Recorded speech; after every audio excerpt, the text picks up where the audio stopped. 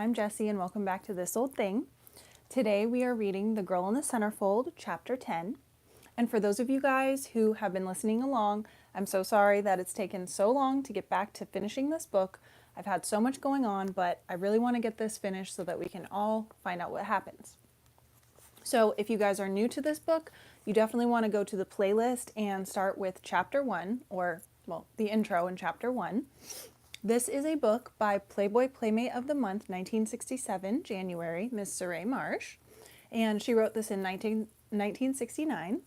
So she was still very young when she wrote this. And it's a rare, early Playboy memoir. And it's super fascinating. So thank you so much for joining. I hope that the sound is okay with my headphones because I have my ACs going and I can't really block it out. So I was hoping that the headphones help. So we'll see. So we just finished off with Chapter 9. We're talking about Biff, her new dude that she met. Okay? Chapter 10. Dear Miss Marshe, shortly after I moved in with Biff, Alexis Urba came to New York to complete the Playmate layout.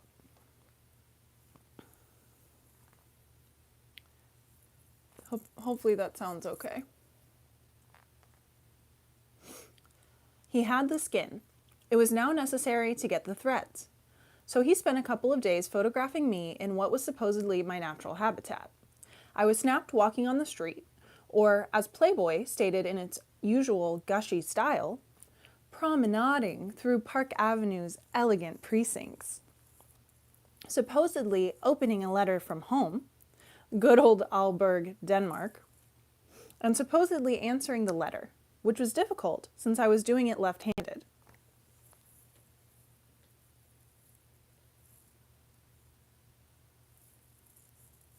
Get my light fixed, guys. That's blinding me. There we go. I was photographed riding on the back of a friend's motorcycle. Then there were 3 views of me in the bunny costume at the Playboy Club, greeting customers, shoulders forward, boobies sagging, supposedly giving a bunny some on-the-job training, and in the locker room, adjusting my stocking, supposedly.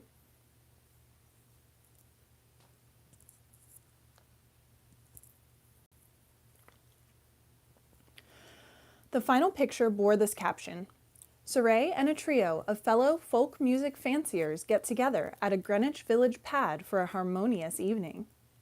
The real truth is that the fellow folk music fanciers were a bunny and a couple of guys recruited for the photo. The guitar I allegedly strummed, and the pad belonged to Shel Silverstein. Mercifully, he was not present. Why not? What's wrong with it? But I guess he uses it when he is not in the red room. I really do play the guitar. Sort of. I can play 3 chords, G, A, and C. That gives me a large repertoire. Playboy published 8 of the dozens of black and white photographs Alexis Urba took in New York, together with the full-color, backlighted photo he had taken in Chicago. Thus, I was shown bundled to my ears in my suede coat, wearing a simple white dress, and in a baggy sweater and old shirt, as well as the bunny costume. All of this attire is important to the Playmate fantasy, for it enables the viewer to mentally undress me.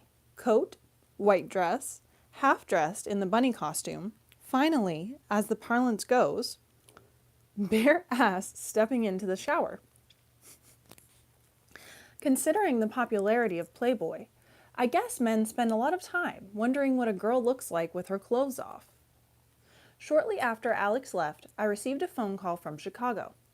A serious young man wanted some information to use in the text. I asked him not to say I was from Norway. He was very nice, inventing the whole Aalborg, Denmark fabrication, along with a few other things. As October passed into November and then into December, marking my first anniversary in America, I realized I was rather happy. I was thoroughly domesticated. I worked at the Playboy Club during the day. My alarm. I worked at the Playboy Club during the day, kept house the rest of the time, and loved Biff all the time. Oh, there had been changes. Biff's passionate baritone had given way to a dyspeptic tenor. The wine had been replaced by beer. The red bikini bottoms were transformed into faded jeans and a used sweatshirt. But he still read poetry occasionally. There wasn't much housework, but I loved doing it. I can understand that ironing shirts, washing dishes, and scrubbing floors can get old. But when you do it for the man you love, it is, I won't say it's fun, but it is an act of love, isn't it? By the common yardstick, I know that I was living in sin. But I didn't feel sinful. I felt married. Looking back on it, I know that my happiness was due in large measure to the fact I was living with one man and being faithful to one man. I was Biff's special girl. Every other guy was just a guy, and that included room directors, assistant room directors, phenomenal key holders, and Playboy executives with a capital E. In a word, Biff was safety. In the second week of December, I was flown to Chicago. I was there only a couple of days, staying in the Blue Room, for all Playboy wanted was to look me over. In the second week of December, I was flown to Chicago. I was there only a couple of days, staying in the Blue Room, for all Playboy wanted was to look me over to determine if I would be acceptable for Playboy promotions. The standards for acceptance didn't seem to be high. 6 executives interviewed me. Each had a red sheet on which he graded me on a scale from 1 to 6 on such things as my posture, both sitting and standing, attractiveness, poise, voice, etc. It all seemed very easy. The last to interview me was Anson Mount, the public affairs manager. I went through my little paces. Then he said, "Everybody has given you 6s. That won't look good. I'll give you a 5 because you have an accent." I was rather proud of my English. If my accent was a 5, then Zsa Zsa would be a 00. Shots fired. Zsa Zsa Gabor. It was after my interview with Anson Mount that Quaker Mary came in and did her thing with the Kleenex. "Come on, baby, don't be modest. Let's see ya. See the size of her waist compared to her hips?" As I've already described, I sat in Anson Mount's office in a state of shock, feeling dirty all over and wondering what in hell I had gotten myself into. Perhaps this episode dampened my mood, but I didn't have a very good time at Hefner's Christmas. Let me get some tea.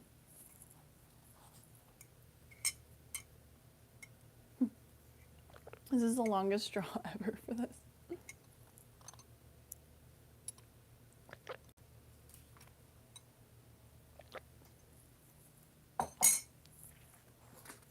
Okay.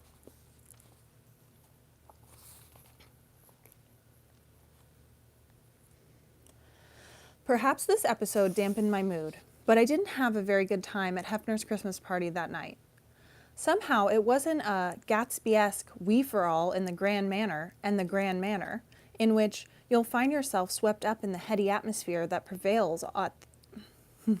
She's quoting the, I think it's the Life magazine article. Somehow it wasn't a Gatsby-esque we-for-all in the grand manner and the grand manner, in which you'll find yourself swept up in the heady atmosphere that prevails at these sumptuously swinging galas and greeted by a phantasmagoria of sight and sound. End quote. I'm not trying to put Hefner down. Actually, I felt sorry for him. His was one of those sad parties where the host had done everything to make the party a success, but it never got off the ground. There was food and drink, and lots of it.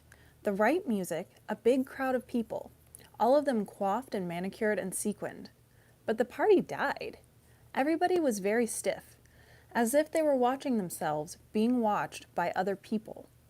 Oh, there was laughter and decibels of chatter and gallons of spilled drinks, but it was all dreadfully forced. The high point of the evening was the appearance of Hefner. He came late. The party had been going an hour or so. There had been a significant number of expressions of, "Where's Hef?" and "When is he coming?" Then a hush fell over the crowd. I had a feeling that somewhere herald trumpets were going to sound. Then Hefner made his entrance with a capital E. The party was in the main hall, and Hefner entered. Well, it is difficult to explain to someone who has never been in the house, but to make the entrance so he would be seen by everyone as he walked down a couple of steps into the party, he and Mary Warren had to sneak through the blue room and through the adjoining door into the red room and out that. If he had come in the natural way from his apartment, he wouldn't have been visible by everyone at once. He wore a dark suit, it may have been a tux, but my memory fails, and had a pipe. He looked very handsome. Mary Warren, hanging on his arm, was stunning in a floor-length red velvet dress. The situation clearly called for applause, but it turned out oral. "Hi, Hef. Here he is. You finally made it, Hef." And such as that. Hefner smiled, dislodged his pipe, and with his relaxed manner, navigated the 2 steps to mingle with his subjects. He stayed about an hour, then disappeared to write another installment of the Playboy philosophy, I guess. The wee frau limped along a little while longer, then broke up. Not too long after I returned to New York, a patron entered the Playboy Club bearing tidings of great joy for the Christmas season. "I saw your picture, Surrey. You got a great fanny." I had never seen any of the photographs taken by Alexis Urba, or those by Pompeo Posar for that matter.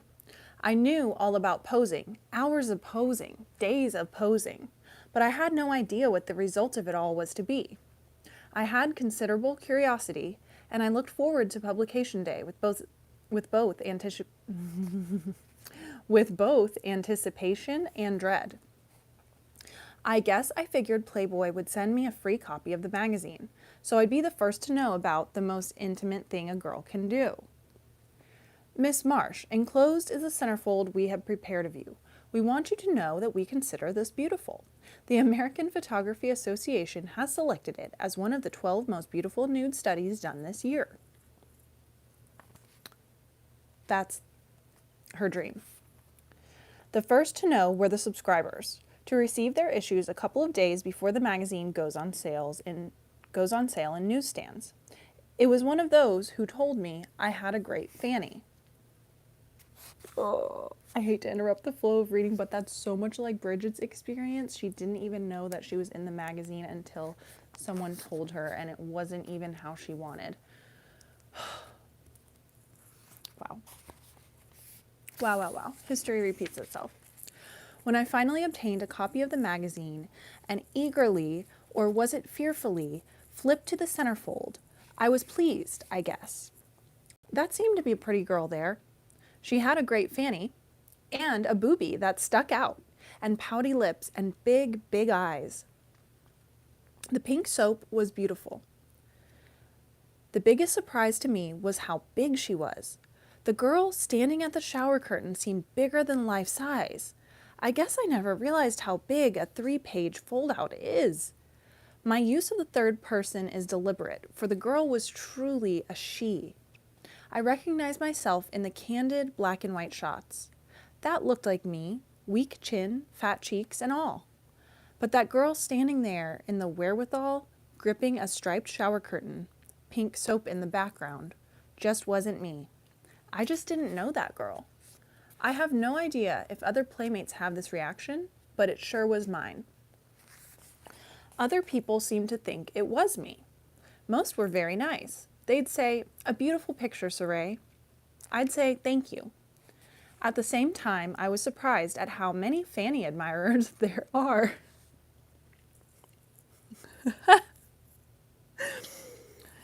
Absolutely nobody said, "You got a great boobie there, Surrey."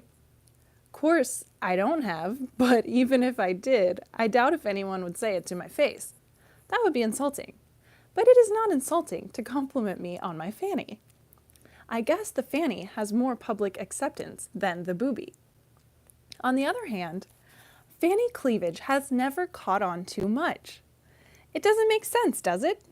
But people would comment on my posterior without embarrassment, but not on my other private parts. I'm sure Mr. Hefner could explain that if anyone asked him. The only opinion that mattered to me was Biff's. I guess I hoped he'd take one look at it, Slam the magazine shut, burn it, not speak to me for 3 days, then thereafter sock anybody who ever made a reference to it. Hey, baby, that's great. Wow, you got a great fanny. Didn't I always tell you you had a great fanny? That's what Biff said. Dear, sweet Biff said that. For the next 2 days, he ran around and showed it to his friends. This is my girl. Doesn't she have a great fanny? I always said she had the greatest fanny I ever saw. If any time after that, he ran into someone who had not seen the January issue, like a fellow just back from an extended tour of the Gobi Desert, he'd correct that deficiency. You haven't seen Surrey? Look, ain't that a real fanny? Biff was a card. That Biff was. A nude picture of me in Playboy really did a lot for Biff. It gave him confidence. I guess it was about the greatest thing that ever happened to him. In addition to $2,500 and the admiration of friends and loved ones, being a Playmate also means you get mail.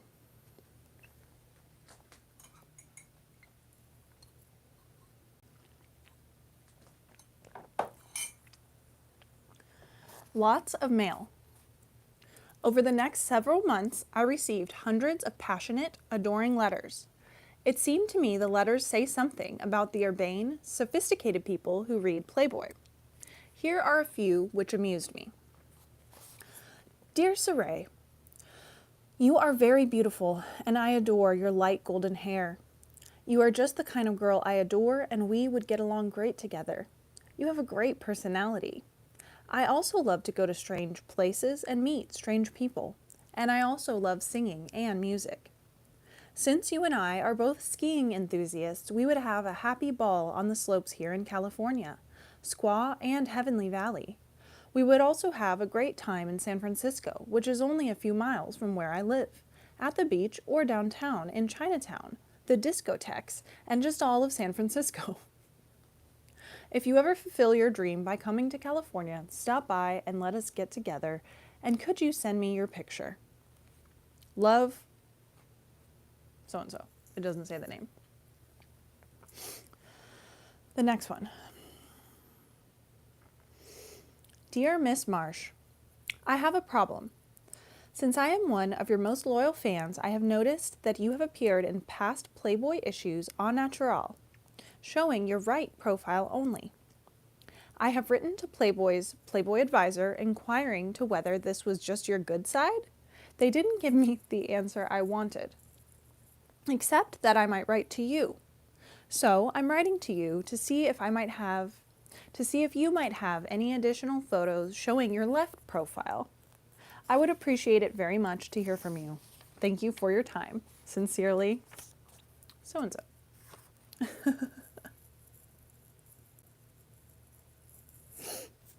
The next one. Theta Delta Chi? How do you pronounce that? It's like a fraternity.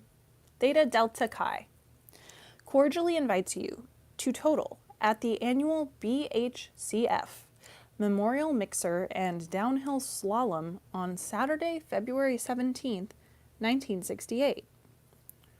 RSVP 11 West Wheelock Street, Hanover, New Hampshire. Optional dress. Next one. Dearest Surrey, in my last letter I told you that I had fallen in love with you, and this is true. You will laugh at this and believe me to speak falsely. Maybe it is not love, as is normally thought of as love, but within me there exists overwhelming emotions which are not entirely among my powers of speech to express, other than love or possibly worship. Yes, dear Surrey, I love and worship you as a, quote, goddess of beauty and love. These are all her simps. If there is ever a woman exists that surpasses you in beauty, I hope never to see her. For I would die to know that we two would be forever destined to be apart as are the earth and sun, never to meet, one never to know the other. Yours is the everlasting beauty of poetry, which has inspired poets of the ages in their greatest moments with the great poems of love and beauty. If only I were a poet for a short time, it would be within my power to write a poem inspired by you, and that would be among the greatest of them all. True, we are far separated as the sun and stars, and never will it be possible for us to meet. This I realize and will never try to violate your privacy. But I would possibly hope for us to become friends, with letters only as our means of communication. I dare not hope for more than this, nor will I try. If only you could know the feeling in my heart, you would not deny my requests. All my love. Next one. And you can see kind of like how it looks on the page. It's in letter form. Dear Surrey, you're really a beautiful girl, but I really don't like... These are so funny, and I believe that these are all real. Okay. Dear Surrey, you're really a beautiful girl, but I really don't like your centerfold. The picture of you I like the best is the color one at the beginning of your feature in the raincoat. It's hanging in my room. It's great. My opinion is that you will be one of the 3 finalists for Playmate of the Year. It's really hard to narrow it down from 12 girls, except Miss Marshe, Fran Gerard, is out. There's such a thing as too much. Love, so-and-so. Wow, calling out Miss Marshe. Dear, Dear Miss Marshe, the reason for sending this letter to you is to tell you that we are starting a fan club on your behalf. The members of this club, the Surrey Marsh Fan Club, are male students of blank high school. Of course, this is only the beginning. I am 16 and not the best letter writer in the world, so I hope this letter hasn't sounded phony to you. Sincerely yours, President of the newly formed Surrey Marsh Fan Club. P.S. The reason why this letter is late is because our ex-VP got the wrong address and the letter was sent back. Ex-VP. They lost their job after that. Dear Surrey, I only own 2 things, the picture of you in the suede coat and 2 artificial yellow roses. When I get high, I just sit and stare at them both. I also own a tin can, but that doesn't turn me on as much as the other 2. Love and kisses, blank. Dear Surrey, maybe I'll park my little car in front of the club until you pass. It's red, okay? Don't you believe in love at first sight? Love, blank. Dear Surrey, I really don't know what to say, except that I'm a student at the University of Alabama, and that I wanted to see if a beautiful, big-time star like you would write to one of your admirers. I saw your articles in the January 1967 and January 1968 issues of Playboy. I really loved the clothes you were wearing, and even more when you weren't wearing clothes. Oh yes, I'm using another girl's post office box at the university, so you have to address your letter to her. Love ya, blank. Ooh, is that from a girl? Dear Surrey, I've had your picture a long time, just like other guys who adore you, but I'm not a sex-crazy boy. I saw your picture and liked your hair and eyes. Love, blank. Dear Miss Marshe, in seeing your recent Playboy photograph, I should like to make a few comments on that calendar. First, I should like to say that you are by far the most ravishing and stunning woman I have ever seen in my life. Also, you are very sensual and bring out the most lustful desires in one. Thank you very much for reading this letter. Sincerely, blank. Dear Surrey, how are you? Is life easy for you? I'm an African boy of 19 years. My home is in Uganda. I was highly impressed by the photographs. Is that how you say it? Uganda or something? Sorry if I got it wrong. I was highly impressed by the photographs issued in our lovely magazine, Playboy. Of all these, yours impressed me most. I gained much from these photographs, for I was able to observe closely anatomy of a grown-up person which I had never heard before. I beg to remain blank. Dear Surrey, I have your picture hanging in my bunker. In fact, it's right beside me now, hanging on the wall of sandbags. I must look at it at least 50 times every day and say to myself, she's so beautiful, if only she were mine. But I imagine I have about as much chance with you as Marilyn Monroe has with Clark Gable. And of course, they're both deceased. But a guy can always dream, can't he? Sincerely, blank. Dear Miss Marshe, I'll start my letter off with an introduction.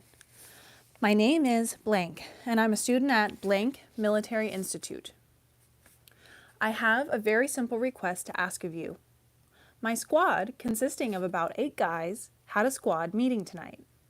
A senior cadet in my squad told us to write to 2 Playboy bunnies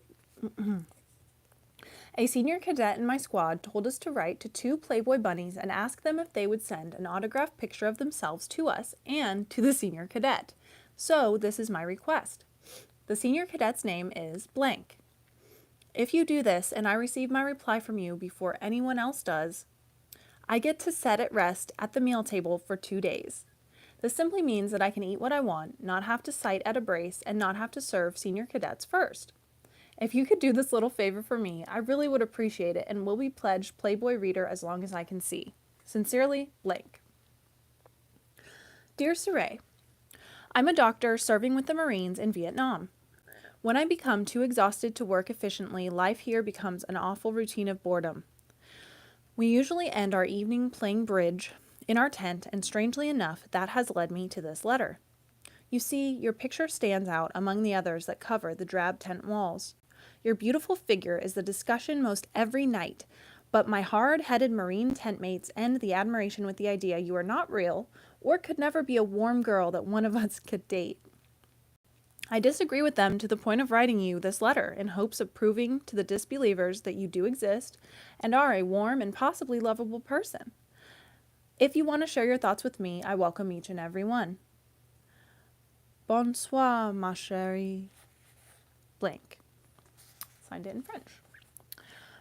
Dear Miss Marshe, although I'm not a very faithful Playboy reader, I feel that I must express my respect for the perfection shown in last January's Centerfold. You sure are lovely. Perhaps it's a striking resemblance to a German girl that I recently had the good fortune to date, love, and lose. Your eyes express the same honesty and love of life and love. Please don't think I'm crazy, 'cause I'm not. I just love different things, and people, and beer, and beach, and sunshine.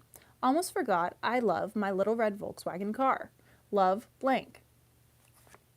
Okay, random.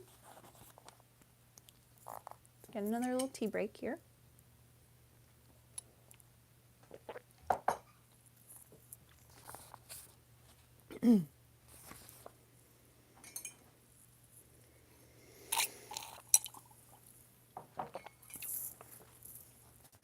Okay.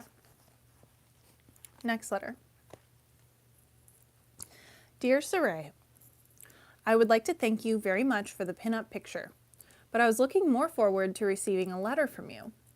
There are many more reasons I wrote you other than you are a very beautiful woman with lips that look so passionate that you must drive every man you meet with desire and every woman with jealousy. You see, my grandmother came from Denmark right after World War I, and since I've lived with her, she has always wanted me to date Danish girls. So I'm kind of partial to every Danish girl I see or meet. Sincerely, blank. Dear Miss Marshe, I'm writing this as a midshipman 4th class at the United States Naval Academy. You, being my favorite bunny of all time, could really help me by doing a small favor. In order for we 4th classmen to have served coffee at meals in our mess hall, we have to get 1, permission, and 2, a picture from a movie star. But I'd much rather have both of these from you. It would make my plebe year quite a bit easier to have a signed picture of you in my room along with the coffee I'm sure to get. Thank you. Sincerely, blank. And that's the end of that chapter. And I'm excited because the next chapter is chapter 11, which is one of my favorite numbers, and it's called the Playboy Promotions.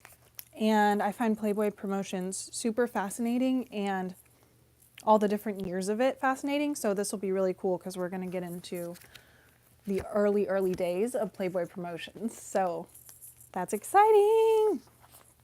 Thank you guys so much for listening. And I hope that this sound is okay. I'm going to stop this live in a moment and check it, make sure it's good for you guys. But, oh, one other thing, in case you don't know, I have a little vintage store. I just opened it. This is my 5th month. It's called Black Lagoon. And people bring things into my store for consignment, and my store is in an indie mall. So a lot of other vendors that are there bring things that they know that will be good for my store. So these incredible vintage Playboy shoes showed up at my store, and this is a live, so I can't like insert a picture into it, but I'll put a link down below to them. And I believe they're size 7. They are so cool, and I just like to imagine that a Playboy actually, or a Playmate actually owned them. If they were my size, I'd definitely be keeping them, but I am not a size 7. I'm like a 9.5. So you guys go check it out if you want to get a really cool piece of vintage Playboy merch, and you can shop at my store. And I also just made I don't know how long this will last because I'm testing it out, but I just made all the shipping on my website free.